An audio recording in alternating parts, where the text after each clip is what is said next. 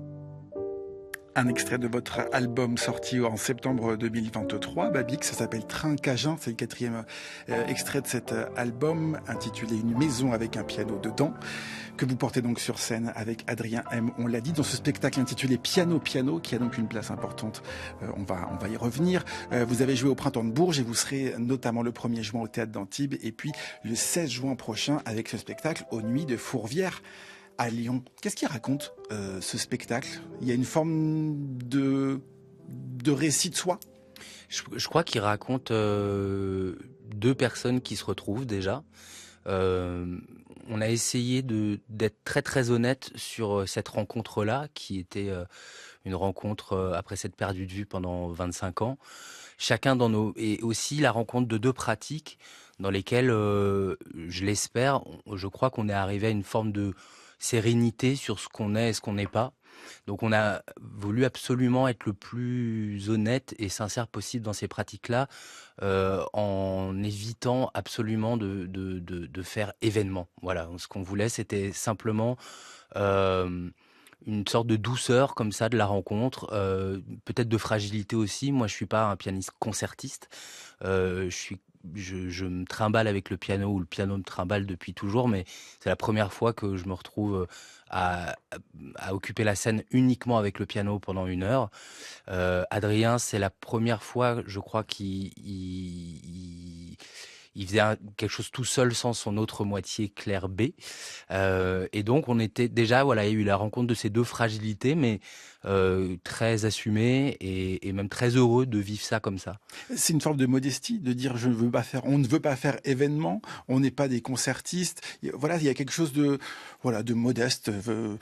On se présente à vous comme on est. Ouais, si ça peut inspirer la modestie, pourquoi pas. Je pense que c'est surtout de la lucidité, dans le sens où des grands pianistes, il y en a des tonnes. Je me considère pas comme ça. Par contre, je considère avoir quelque chose à raconter avec le piano, sans quoi j'aurais certainement pas sorti d'album ou demandé à qui que ce soit de venir m'écouter en concert pour ça. Mais par contre, voilà, j'avais surtout pas envie de donner à voir ou à entendre ce que je ne suis pas. Et Adrien, je crois, partageait exactement la même envie, quoi. Je pense que la quarantaine aidant, on a renoncé à être des super-héros en montant sur scène, et on essaye simplement d'être ce qu'on est, quoi. Qu'est-ce que ça vous fait d'être sur scène, Babix ? Alors c'est très mouvant, c'est très mouvant, ça dépend tellement, c'est une telle alchimie entre le lieu, les gens, l'état d'esprit avec lequel on arrive sur scène, l'état d'esprit aussi avec lequel les gens viennent écouter un concert. Donc il y a des fois où c'est des moments de magie incroyables. Moi, ce qui me fascine dans l'espace du concert, c'est la manière dont on peut réinventer un temps. Ça m'a toujours vraiment fasciné, ça. C'est comment 1 heure peut passer soit en 10 minutes, soit en 6 heures d'enfer. 6 heures d'enfer. Et voilà. Et puis donc il y a des fois, ça se transforme aussi en 6 heures d'enfer. Voilà, mais après, maintenant, c'est vrai que, puisque ça fait maintenant, je crois, 25 ans que je fais ce métier, j'essaye d'aborder ça vraiment de la manière la plus proche Mm. de ce que c'est que la vie.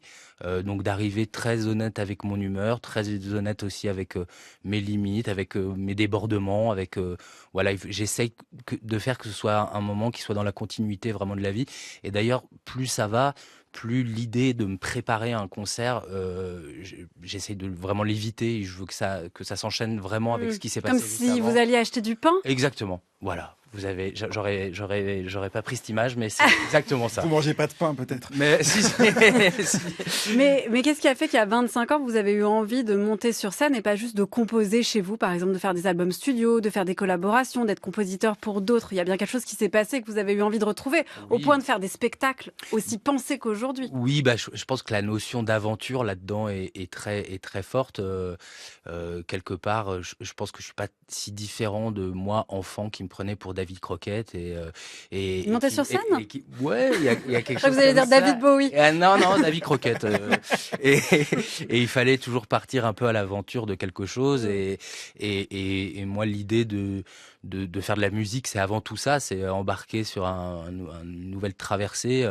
Peut-être que dans une autre vie, j'aurais aimé être skipper, mais j'aime pas être mouillé, ou j'aurais aimé être grimper des hauts sommets, mais vous avez le j'ai le vertige. vertige. Donc là, je suis au sec, je suis à 60 centimètres du sol, mais je vis quand même des aventures qui méritent d'être vécues, quoi. Des aventures musicales, parce que vous allez dans des styles très différents. Aussi, on a entendu quelque chose d'assez jazz tout à l'heure. Il y a aussi des influences musique du monde, le classique présent dans cet album, la musique baroque aussi. Quand vous parlez de vos influences, voilà, il y a une forme de, comment dire, d'infusion de tout ce que vous avez découvert, tout ce que vous aimez toujours d'ailleurs, Ouais. dans cet album-là. Oui, tout à fait.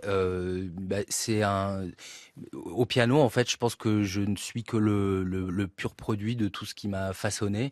Et ça va aussi avec cette honnêteté-là dont je parle, c'est-à-dire que je vais pas m'inventer être tout à coup un compositeur contemporain qui va révolutionner le piano. C'est pas du tout mon propos. Moi, je suis plutôt héritier de milliers d'années alors pas milliers d'années parce que le piano est inventé il y a 300 ans, mais Milliards d'années. milliards d'années de musique.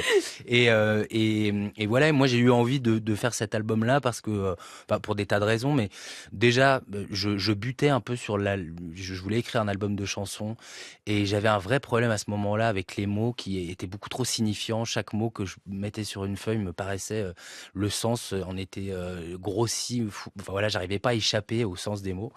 Donc, comme ça fait longtemps que j'écris des choses au piano, j'ai creusé cette chose-là. Et puis, j'ai eu une petite fille donc ce qui m'a laissé assez longtemps, plus longtemps que je l'ai jamais fait chez moi. Et voilà, c'est le son qu'elle entend chez elle depuis qu'elle est née.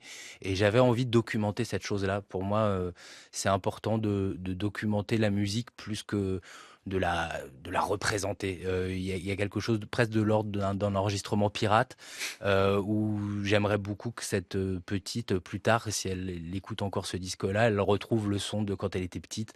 Et voilà, c'était plus ça. Alors votre fille deviendra peut-être une pianiste, elle aussi, quand elle grandira. Eh bien. Vous aussi, Babi, vous avez grandi avec le piano dans la maison. Ouais. C'est le titre de votre album et c'est une référence aussi à votre vie, puisque votre mère était pianiste, ethnomusicologue, prof de chant. Votre grand-mère a dirigé pendant une trentaine d'années la maîtrise de Radio France. Votre grand-père était chef d'orchestre. Il était orchestre. Il était homme orchestre, pardon, chef d'orchestre. Et votre père aussi, mélomane. Ça veut dire que cette musique du piano, ces infusions, ces influences dont on a parlé, elles sont dans vos oreilles depuis toujours. Ah oui, complètement. Je suis pas si différent d'un pygmée ou de je ne sais quoi qui aurait grandi.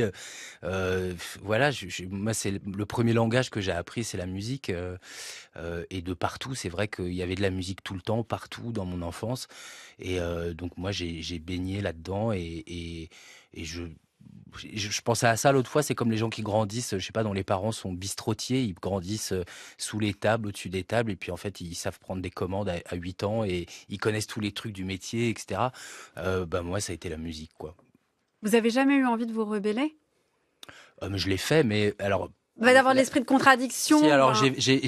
j'ai raconté pendant quelques années que je voulais être acteur. Mais ça reste dans le Voilà la milieu rébellion, quoi. artistique. Oui, bah non, Vous mais auriez pu vouloir être prof, par exemple. Pas de musique, justement, de, je sais pas moi, de techno. ouais, non. Le truc, c'est que j'ai toujours détesté l'autorité et que finalement, les pratiques artistiques étaient un peu les seules que j'avais trouvées pour pouvoir, si ce n'est la défier, la contourner. Mm. Et donc voilà. Donc déjà, j'avais trouvé le bon moyen de m'extraire de l'autorité. Après, je me suis rebellé de certainement d'autres manières, mais c'est vrai que la musique, c'est quand même très attachant quand on quand on s'y met. Donc j'ai poursuivi. Avant de savoir faire du piano, l'objet piano, ça représente quoi pour le Babix jeune et puis pour le Babix de 40 ans aujourd'hui? Bah, quand j'étais petit, c'était que ma mère donnait ses leçons de piano. Pour moi, c'était comme elle était très accaparée par ça, j'en faisais souvent une cabane. C'était un endroit où je me mettais en dessous. J'en ai fait une chanson sur mon premier album. Et c'était vraiment l'endroit dont presque tout partait. Les enfants ont cette espèce de génie d'arriver à prendre n'importe quoi et d'en faire une montagne absolue. Et moi, ce piano, bah, c'était à la fois une cabane, un palais, une grotte, enfin voilà, toutes sortes de choses. Et puis à un moment donné, bah, c'est devenu ce que je surnomme souvent le grand orque noir, c'est-à-dire cette espèce de truc qu'il faut un petit peu quand même dompter. Euh, et voilà, mais ça a été souvent un copain en fait, plus qu'autre chose, parce que je me suis jamais raconté que j'allais devenir un grand pianiste, ni de classique, ni de jazz, etc. Donc j'ai jamais eu à vraiment me battre avec lui, quoi. C'est plutôt comme le chien du berger, quoi. Il peut difficilement bosser sans Un compagnon. un compagnon. Voilà.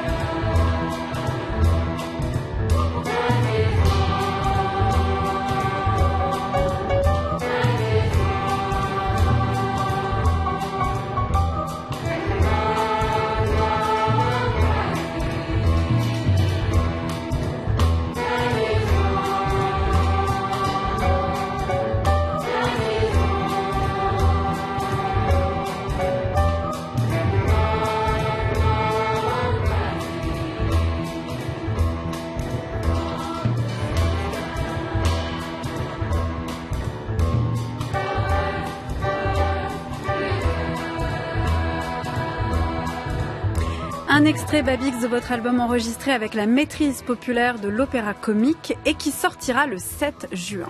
Et ce premier single déjà disponible s'appelle Oh Hearth.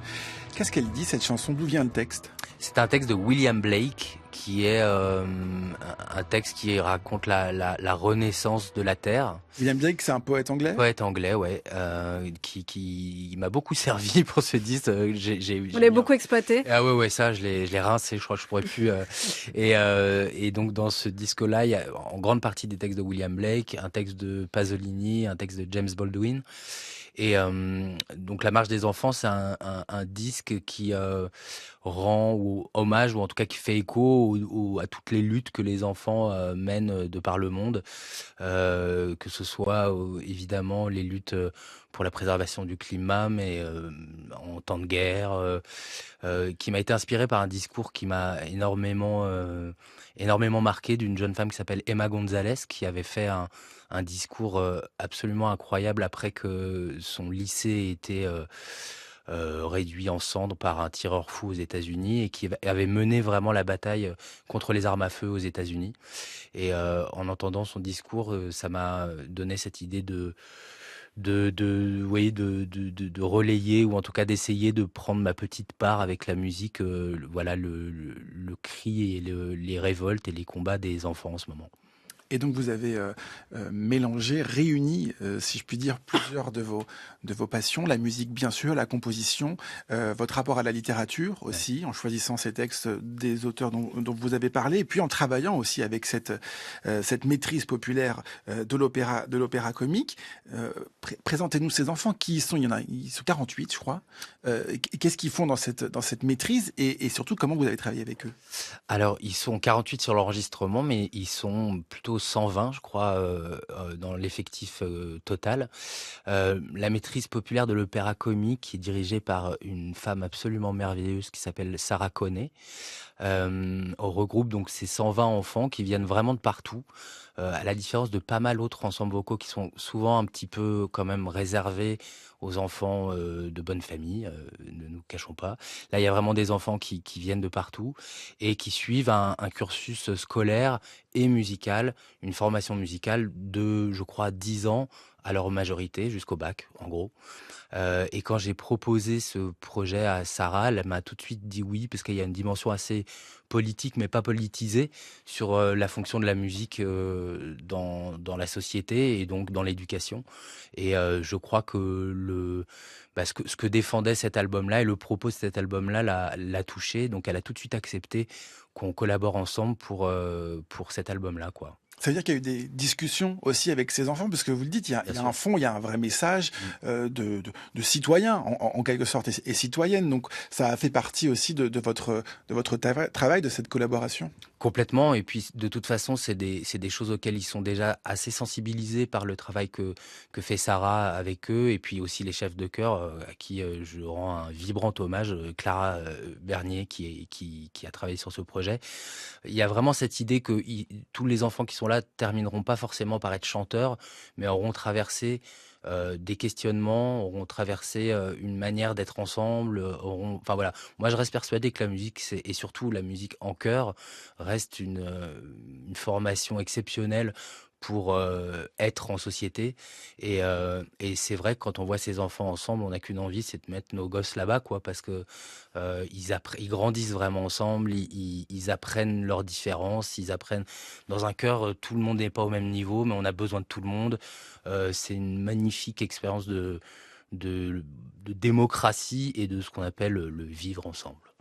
Le vivre ensemble, effectivement. Donc là, c'est un album qui sort, qui s'appelle La Marche des enfants. Est-ce que ça sera sur scène aussi? Parce que là aussi, on a envie de vous voir sur scène avec ce chœur, avec ces 48 enfants et adolescents. Mais j'espère qu'on refera des concerts. On a fait 2 concerts à l'Opéra Comique au mois de décembre. En fait, l'album devait sortir en décembre, et pour des raisons que je vous épargnerai, a dû être reporté. Et donc, on avait fait 2 concerts de sortie d'album, sans album pour le coup, en décembre. Et on essaye de faire en sorte qu'on puisse reproduire ça. Après, c'est jamais simple d'organiser des concerts avec une structure avec autant de monde. Il faut de l'argent, tout simplement. Et donc voilà, on en cherche. Le message est passé. Les auditeurs. Qu'est-ce que ça vous apporte, ces différentes collaborations? La première dont on a parlé avec ce plasticien, ce créateur d'images qui vous met en scène en quelque sorte, ou en tout cas qui crée cet univers autour de vous. Là, avec des enfants, mais il y a aussi d'autres musiciens, violoncelle, contrebasse, clarinette et des percussions qui vous emmènent et qui vous emportent dans ce nouveau projet, avec là aussi un style totalement différent. On est presque sur, effectivement, au-delà du manifeste et du fond, il y a aussi quelque chose de très presque lyrique dans cet album-là. Vous explorez comme ça des univers qui sont très, très différents, Babix. Oui, il y a toujours cette notion d'aventure. En vérité, si je serais incapable de me contenter d'une sorte de routine un album, une tournée, toujours avec mes chansons, etc. C'est vrai que le monde tout seul est très très vaste, et celui de la musique l'est tout autant. Et c'est vrai que j'ai absolument besoin de satisfaire cette espèce de curiosité qui me fait lever le matin, de comprendre, d'apprendre des choses, de traverser des nouvelles expériences, de rencontrer des gens qui évoluent pas forcément dans les mêmes circuits et les mêmes milieux que ceux que j'ai l'habitude d'arpenter. Donc voilà, moi je suis toujours très très curieux de rencontrer de nouvelles personnes avec qui comprendre comment on pourrait faire de la musique ensemble, quoi. Et qu'est-ce qui fait, selon vous, Babix, que dans la musique, ça se passe souvent d'une manière assez banale, c'est-à-dire enfin banalisée en tout cas, ou balisée plutôt, sur le fait de faire le conservatoire ou une école de musique, et puis si on a des parents musiciens, c'est encore mieux, on est déjà dans le milieu, et puis après de sortir un premier album, d'écrire un peu à côté, puis en fait faire des concerts, puis ressortir un autre album, etc. Pourquoi ça se passe toujours comme ça ? Alors là, vous touchez une question que je me pose tous les jours. Déjà, moi, alors ça n'est que ma réponse, hein, mais déjà, je pense qu'on a réellement enlevé la musique de la vie des gens. Il fut une époque pas si lointaine où les gens chantaient ensemble, avaient une pratique quotidienne et populaire au sens vraiment que ça concernait tout le monde de la musique. Dès lors qu'on a mis ça dans des boîtes, des conservatoires. Alors ça a toujours existé les conservatoires, mais c'est vrai que la pratique de la musique chez les gens c'est vachement appauvri. C'est-à-dire qu'on en écoute, nous, dans nos casques ou dans nos écouteurs, mais on n'en fait pas ensemble. Très peu, oui, et très peu. Les gens en France sont morts de honte dès lors qu'on leur demande de chanter une chanson. Même moi, si on me demande là, chante-nous une chanson, je ne saurais pas quoi faire. On a perdu cette pratique-là, en fait. Et puis ensuite, pour ce qui est du métier de musicien, je pense que dès lors que c'est devenu réellement une industrie, on s'est coupé de beaucoup de choses, et notamment le fait que être musicien, c'est pas un chemin monolithique qui ne consisterait qu'en sortir des disques, être connu, puis être connu, rester connu. En fait, moi, j'ai eu la chance de beaucoup collaborer avec des chorégraphes, des metteurs en scène, des cinéastes, etc. Et c'est vrai que c'est des milieux qui sont beaucoup plus poreux et où les rencontres et les esthétiques se rencontrent, se marient, se contredisent, etc.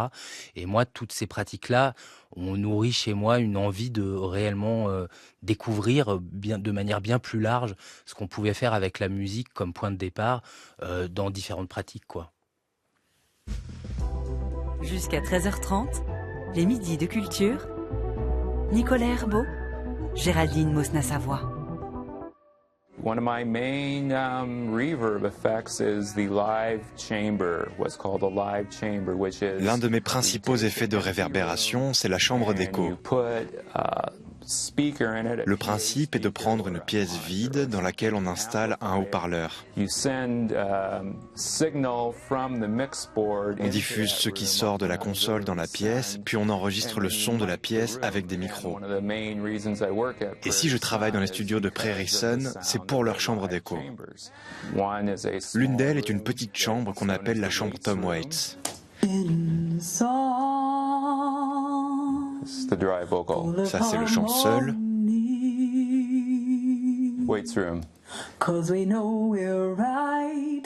La chambre Tom Waits.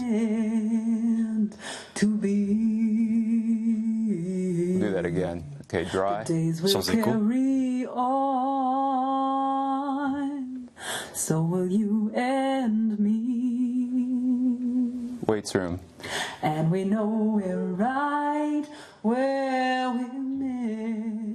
Vous l'avez reconnu, Babix, c'est la voix de Ozz Fritz, ingénieur du son américain avec qui vous collaborez depuis 2008 et l'enregistrement de votre second album, Crystal Ballroom. Vous parliez des rencontres tout à l'heure. C'est l'une des rencontres qui vous a fait produire votre second album et continuer à être aussi inventif dans la créativité. Là, on était vraiment dans la fabrique de la musique. Hein. Ah oui. Ozz, c'est vraiment un personnage. Hein, c'est un magicien. Ouais, il a une. Ouais, c'est ça. C'est un magicien très bizarre qui parle très très peu, qui prend des microdoses de LSD pour mixer, Ah, c'est vrai? Ouais, c'est vrai. Qui est très solitaire, mais que j'aime vraiment énormément. Moi, j'étais dans mon adolescence c'est même pas un fan, j'étais vraiment admiratif du travail de Tom Waits à un niveau peu imaginable. Et du coup, j'ai beaucoup étudié la manière dont il travaillait. Et pour moi, travailler avec Ozz Fritz, c'était vraiment le Graal. Il a travaillé avec Tom Waits, avec Iggy Pop. Oui, c'est lui qui a fait la plupart des disques de Tom Waits. Et un jour, je l'ai contacté en lui demandant si il accepterait de bosser avec moi. Et il était totalement ouvert à cette idée. Donc, je suis allé le rejoindre en Californie, dans le fameux studio dont il parle. Et donc, pour moi, c'était un rêve de gamin qui se réalisait. Et on a remis ça après sur l'album qui a suivi, Drone Personnel. Et c'est quoi la chambre Tom Waits alors? Alors, en fait, Tom Waits vit dans cette région, donc c'est en Californie. Quand il s'y est installé, si je me souviens bien, il cherchait un studio. Il a vu ce studio qui était un studio un peu banal, enfin avec des pièces assez capitonnées, etc. Donc il a dit ça m'intéresse pas du tout. Puis il a vu une vieille remise, une grange pleine de bordel. Et il est rentré dedans. Il a dit bah en fait c'est là qu'on va enregistrer le disque. Et donc ils ont vidé toute la remise et c'est là qu'il a enregistré parmi ses plus beaux disques comme Mule Variations, etc. Et donc c'est devenu une chambre dans laquelle on retrouve, et ça c'est vrai, hein, je l'ai vécu en vrai, toute cette couleur du son très très particulière qu'il y a sur les disques de Tom Waits, dont Oz se sert, et c'est pratiquement sa carte de visite très souvent dès qu'il mixe un disque, quoi. Babix, votre premier album, il est sorti en 2006. Il s'appelait Babix. Ouais. Je me suis pas foulé. Et puis il y a eu effectivement d'autres albums derrière. On a cité Crystal Ballroom, on a cité Crystal Atomic et notamment Automatique. Pourquoi Atomique? Vous l'avez bien écrit pas, pourtant. Oui, mais vous savez, je dis pas toujours ce que j'écris. Il y a quelque chose d'inconscient. Et à chaque fois, il y a cette couleur, ce projet en fait. Il y a une forme de avec qui je vais rencontrer et qu'est-ce qu'on va faire de plus fou avec eux. On a l'impression quand on regarde comme ça un peu vos albums, il y a l'idée de défi, d'aventure, et puis aussi de se faire plaisir quand vous écrivez quand vous composez de la musique pour des poètes comme Baudelaire, Rimbaud, Genet. Vous vous amusez quand même. Ah bah beaucoup, oui, sinon je ferais autre chose. Oui, je m'amuse beaucoup. Il y a à chaque fois l'idée qu'il y a, un album, ça prend en gros, un an et demi à faire quand tout se passe bien. Il faut que pendant cette année et demie, on se sente vivant comme jamais, quoi. Donc c'est une espèce de voyage très très intense dans la vie, et donc on essaye tous en équipe de rendre ce moment-là le plus intense, le plus marrant, le plus émouvant possible. Voilà, je pourrais pas du tout traverser ça de manière plate et calme. Il faut qu'à chaque fois il y ait un petit peu de remous quand même. Qu'est-ce que vous aimeriez faire, Babix, comme projet, comme ça, un petit peu un défi, comme disait Nicolas, pour un autre album ou une autre collaboration ou une autre mise en scène? J'ai longtemps rêvé de travailler avec Bob Wilson. C'était quand j'étais gamin, c'était vraiment un de mes rêves. Moi, c'est vrai que j'aime beaucoup la rencontre avec les gens qui viennent du théâtre ou de la danse. J'ai collaboré par exemple avec une dame comme Germaine Aconi, qui est une immense chorégraphe sénégalaise. Et à chaque fois, ça remet tellement en cause et en question même les choses, que ce soit dans l'imaginaire, mais même dans ma pratique musicale, ça me déplace beaucoup. Donc voilà, là, j'ai pas de nom comme ça qui me vient en tête, même s'il y en aurait probablement des milliers. Mais même un projet, par exemple, une comédie musicale, j'ai n'importe quoi. Voilà, une comédie musicale. Ça, j'adorerais faire une comédie musicale. Voilà. Parce que ça mélange tous les arts, toutes ces influences. Exactement. Et vous seriez libre de faire ce que vous voulez, en fait. Voilà, alors ça, c'est ce que je préfère. Mais c'est hyper dur, une comédie musicale, parce que c'est très cadré. Il y a un genre, il y a des codes à respecter. Oui, mais comme tous les codes, ils sont faits pour être transgressés. Et, par exemple, moi, j'avais pas du tout aimé ce film, mais malgré tout, c'est très intéressant, le film qu'avait fait Lars von Trier avec Björk. Dancer in the Dark. Ouais, voilà. C'était malgré tout une comédie musicale, même si ça respectait aucun des codes connus de ça. Mais j'adore les comédies musicales que je redécouvre en plus là avec ma fille. Je trouve ça génial. On a l'impression que votre parcours, il est, j'allais dire, facile. En tout cas, que vous menez votre barque comme vous le souhaitez. Il y a une forme aussi chez vous, Babix, d'indépendance. On a parlé tout à l'heure de cette industrie, de l'idée de produire des albums, de toute cette industrie très, très marketée. Vous en êtes détaché. Comment on fait en étant indépendant, en créant ses propres sociétés de production, ses propres labels? Ouais, déjà, oui. Déjà, il a fallu s'en détacher intellectuellement. C'est-à-dire vraiment, il a fallu que je me convainc et que je sois vraiment sûr dans mon coup que cette industrie-là, je m'y reconnaissais pas et je pouvais pas faire la musique que je voulais dans ce cadre-là. Et puis ensuite créer les outils pour pouvoir accompagner ma manière de faire, mais bon voilà, qui est pas du tout probablement universelle. Mais c'est vrai que plus le temps passe, alors facile, je pourrais pas vous dire facile parce que je pense que pour quiconque aujourd'hui qui fait de la musique de manière indépendante, c'est très très compliqué. Après, c'est facile simplement parce que je suis toujours à l'endroit que j'ai provoqué moi, et si quelque part quelque chose vient à mal se passer ou pas comme je voudrais, ça n'est imputable qu'à mes choix. Alors que quand je travaillais en maison de disques, souvent je pouvais me retrouver à un endroit où j'avais pas du tout envie d'être, mais parce qu'on l'avait décidé pour moi ou qu'on m'avait orienté vers ça. Donc oui, en tout cas, je me sens à ma place, ce qui est déjà bien dans une vie. Et après, bon, l'indépendance en musique, c'est pas un chemin facile, non. Vous nous dites un mot de votre prochain album? Alors déjà, la marche des enfants, début juin. Voilà, le 7 juin. Voilà, et puis début 2025, normalement, sortira le prochain album de chansons. Donc là, vous reprenez la parole en quelque sorte. Exactement. Pour nous raconter. Ça vous verrez bien. Mais ça veut dire que les mots sont revenus. Ouais, voilà, ça Oui, ne vous paraissent plus aussi grossiers ou aussi grossis, quoi. Non. Mais alors en plus c'est vrai que à chaque fois que je suis en train de travailler sur quelque chose, j'ai ce côté cancre qui fait que j'ai toujours besoin de sécher les cours. Donc par exemple, pendant que je travaillais sur l'album de piano, il fallait que je sèche les cours et que du coup j'aille me planquer pour écrire des chansons. Donc j'ai toujours besoin d'un peu fuir un truc pour pouvoir en de double projet en fait. Même triple, parce que du coup je me suis retrouvé à faire le piano, la marche des enfants et le prochain album pratiquement en même temps, quoi. Mais à chaque fois avec cette espèce de je me convainc moi-même que j'ai bien réussi je les ai bien eus. Prochain album solo donc avec Duchamp Babix, ce sera pour 2025. Mais d'ici là, on vous retrouve sur scène dans ce spectacle Piano avec le vidéaste Adrien Mondo, tout à fait. Je dis pas de bêtises. Et donc votre dernier album, Une maison avec un piano dedans. Je vais y arriver, je vous promets. Vous serez à Antibes le 1er juin et au Nuits de Fourvière de Lyon le 16 juin prochain. Et puis donc l'arrivée de cet album enregistré avec la maîtrise populaire de l'opéra comique, ça s'appelle La marche des enfants et ça sort le 7 juin prochain. Pour finir, Babix, en musique, nous avons choisi 2 artistes qui vous ont influencé, Emaoy Tsege Mariam Gebrou ou Mal Waldron. Lequel des deux souhaitez-vous écouter? Ladies First, Emaoy.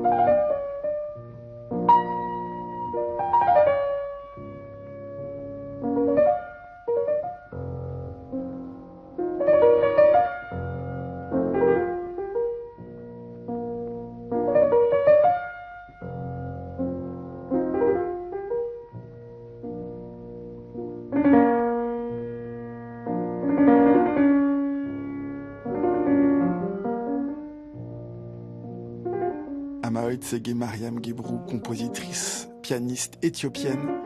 Babix, qui est donc décédée l'année dernière à l'âge de plus de 100 ans, 101 ans, je crois. Ouais. Alors une belle vie, elle aura fait la nôtre bien belle aussi, je trouve. Merci beaucoup d'être venu dans les Midis de Culture. Merci de m'avoir invité. Babix, c'était un plaisir de vous rencontrer.